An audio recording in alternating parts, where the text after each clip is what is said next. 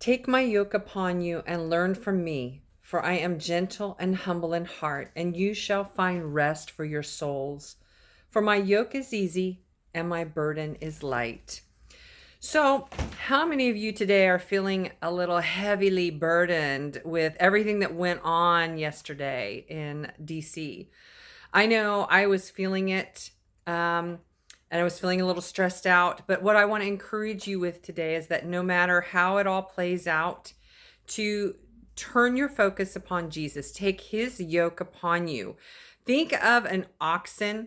You are the one that's plowing around in this world, but you need guidance because right now the world is in madness around us, you know?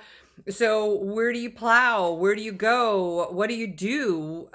So, think about taking the yoke of Jesus upon you and think of Jesus as plowing with you. Okay. So you can plow a straight furrow into this world so that you know which direction that you are going, and you will find rest for your souls. You will find rest from the agitation that is around you.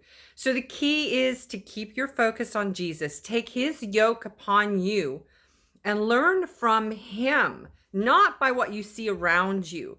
And you make your furrow in the world straight and true because you have Jesus plowing with you.